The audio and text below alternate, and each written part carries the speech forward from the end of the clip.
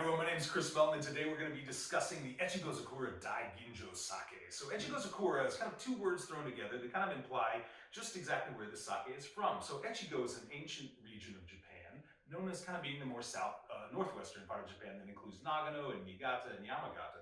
This sake specifically is from Niigata Prefecture. And Echigozakura, of course, Sakura is cherry blossom, we're using a Z instead of an S, but Echigozakura is kind of the ancient name for the cherry trees that grow in this part of Japan. So as we mentioned earlier, this is what's known as a Daiginjo. And Daiginjo sakes require that all the rice being used for brewing be polished to 50% or more of its original size. And like we've discussed in the past, the more polished or milled your sake rice is, the more elements that lead to savoriness are eliminated from the sake. So proteins and fats, those are carved or milled or polished off of the rice grains, leaving you with a very small central core of the sake rice that we call the shimpaku, which is entirely made up of starch. So this particular sake is known as a Daiginjo versus a Junmai Daiginjo. That word Junmai means a lot here because when we have a Junmai or a Junmai Ginjo or a Junmai Daiginjo, that's implying that the sake ingredients used are rice, water, koji, and yeast. When we lose that word Junmai and are left with something like a Hanjozo or a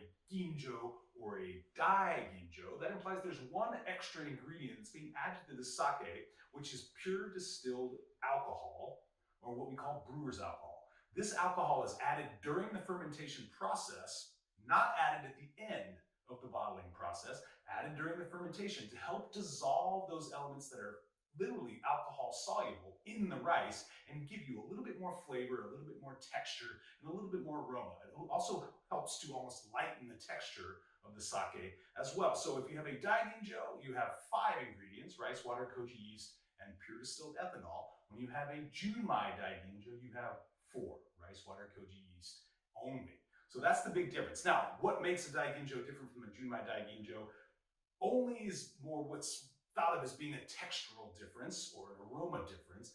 You still must polish 50% of the rice away to be either of those, a Junmai Daiginjo or a Daiginjo. So this sake does tend to be very light, very clean, very dry on the palate, slight notes of almost red cherry and plum with a little bit of like green strawberry, but also very delicate.